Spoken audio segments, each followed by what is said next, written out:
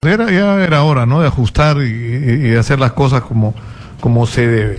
Está con nosotros ahora Rosa Mavila, que en este momento cumple... Estás en la Defensoría, ¿no es cierto? En la Defensoría de la Mujer. Sí, Nicolás, después de todo un periodo en el Congreso, yo estaba litigando más o menos exitosamente, porque tengo alguna experiencia en ciencia penal, pero el gusano del servicio pues lo tenemos sembrado, ¿no? O sea, escuchaba hace un rato en el interludio de esta entrevista cómo optaba por defender pues al ciudadano de a pie, ¿no?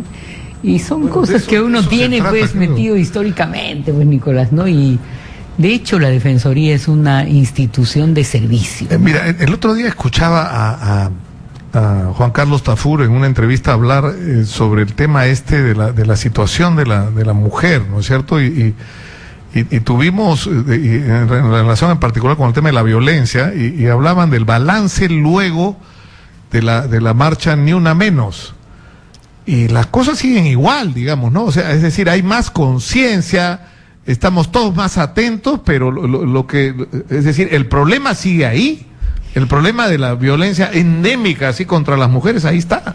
Sí, Nicolás, porque claro, Ni Una Menos es una cresta frente a hechos ya bochornosos en la conciencia pública ante casos emblemáticos. Pero el tema de fondo, y eso es lo que hemos venido preguntándonos en la Adjuntía de los Derechos de la Mujer y también en las oficinas defensoriales a nivel nacional, es por qué sigue esta situación ahí. Y hemos decidido empezar a tocar los temas ya más de fondo, ¿no? Uno primero, que es la motivación que me trae esta tarde, es que nos hemos dado cuenta que no es un tema de ley. Hay la ley contra la violencia a la mujer, que criminaliza ya toda conducta de violencia, y está la ley contra el feminicidio íntimo y el no íntimo. Acá hay un tema de que las medidas que plantea la ley son formales, son simbólicas, son letra muerta, para no usar un término ya más político, ¿no? Por ejemplo, ¿qué impresión te daría, Nicolás, saber que casi el tercio de las mujeres que han sido asesinadas por feminicidio, por ejemplo, hay un informe hecho por la Defensoría en el Callao, que prueba que el 28% de casos de feminicidio y tentativa vino precedida porque las víctimas denunciaron hechos previos de violencia? En un reciente caso O sea, que la respuesta a tu denuncia es que te matan, digamos. Claro, porque en realidad las denuncias previas... A ver, la ley dice que debe tomarse medidas como el alejamiento del agresor, que no se acerque por el domicilio de la víctima, en fin, una serie de medidas de naturaleza preventiva.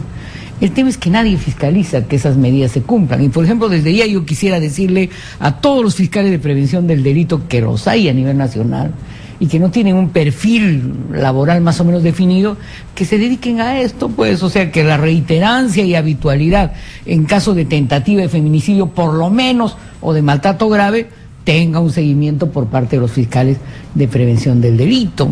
Otro hecho es el tipo de daño. Exitosa. Es un tema cultural, pero también es un tema penal. Hay un debate en la judicatura, ¿no? Por ejemplo, si las tentativas de feminicidio son lesiones graves o no lo son, pero curiosamente los que te quieren matar, Nicolás, no te golpean la pierna o te dan un puntapié, una puñal, o que tampoco vamos a avalar, pero te dan tiros en la cabeza, te acuchillan en el corazón, te cortan la yugular, o sea, son medidas graves. El día de ayer, el hombre que le echó 3 kilos de terocal a una mujer, se los echó desde la cabeza a los pies, y por un pelo no pierde la vista la mujer, ¿no? En Ancash, el 26 de diciembre, un hombre le echa agua hervida a la mujer, y obviamente le ha quemado en un nivel altísimo el rostro y la piel. Entonces, acá hay un tema pues de cómo hacemos, ¿no? ¿Cómo hacemos para asegurar que las denuncias tengan un cauce realmente preventivo, eficaz? ¿Cómo hacemos que las medidas no sean un saludo a la bandera? Por ejemplo, en una reunión nacional de la Defensoría, Nicolás, una abogada muy joven de Chimbote dio una salida en un ámbito más pequeño, local y regional. Ahora tenemos redes sociales, ¿no es cierto?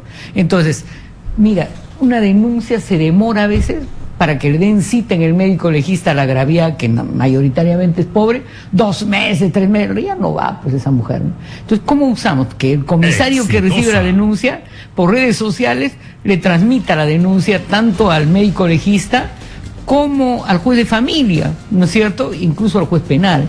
¿Y cómo hacemos que el médico legista, por correo también, le remita rápidamente la resolución? Ahora, pero eso punto de vista. Digamos, claro. Lo que no inclina la opinión del juez, pero soluciona un trámite más célere en el acopio de datos de las conductas criminógenas. Y lo principal es cómo hacemos un registro, Nicolás, para que cuando un policía vea que viene un denunciado por agresión grave o leve, sepa que este señor ya está denunciado sistemáticamente. Tiene antecedentes y empieza a hacerse un registro, claro. ¿No? Ahora, esto es un lado del tema, que yo creo que la experiencia de esta chica Arlet de Ayacucho, que la arrastraron, ¿te acuerdas? Por el piso. Te voy diciendo que a la madre de Arlet, el 31 de diciembre, en la puerta de su casa, un desconocido la amenazó de muerte e hizo una tentativa de lesión. Entonces, mira, si en estos casos emblemáticos persiste la impunidad, el riesgo victimológico, ¿ya en qué sociedad estamos? Pues, ¿no? Claro, entonces, resulta que el papá del agresor es un hombre poderoso en Ayacucho, entonces no.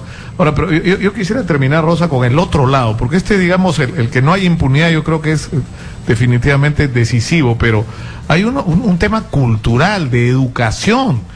Y cuando se ha puesto en debate el problema de discusión sobre los géneros, ¿no? Y hay gente que se ha arrancado los cabellos. Que el género es algo. Claro, pero ahí hay una discusión bien importante porque de ahí nace todo este tema de la violencia, es decir, del derecho que se atribuyen a algunos hombres a poseer a las mujeres más allá de su voluntad, a estar por encima de ellas, a someterlas, a matarlas y en el caso extremo a golpearlas y si fuera el caso hasta matarlas. Es la visión de la mujer como propiedad. Su mujer. El hombre no admite que quien alguna vez fue, entre comillas, su mujer, pueda separarse de él, o pueda negarse a tener relaciones sexuales, o pueda tener una decisión autónoma de él y de su vida. Y en segundo lugar hay otro escenario, que también hay que mirar las cosas alternativamente, Nicolás, con responsabilidad, que tiene que ver con el tratamiento del agresor, no solo el de la víctima.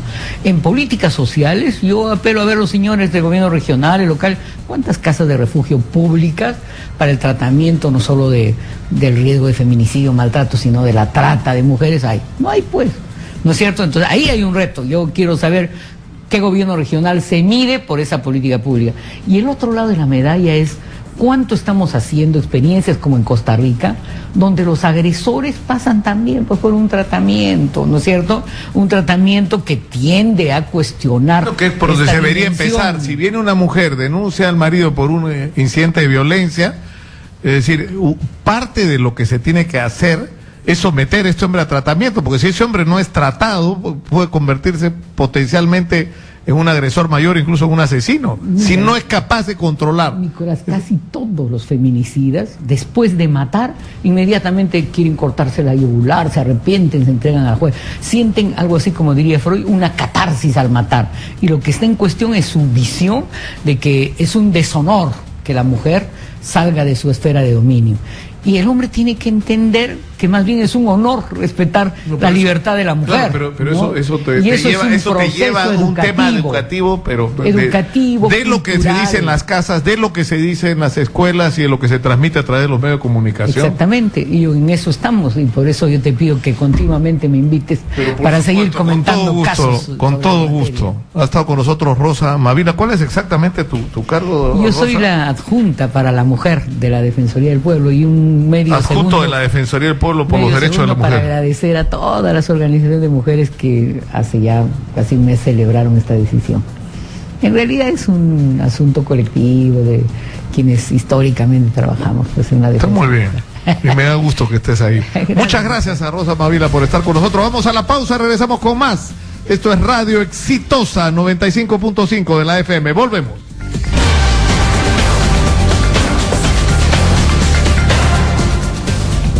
1:34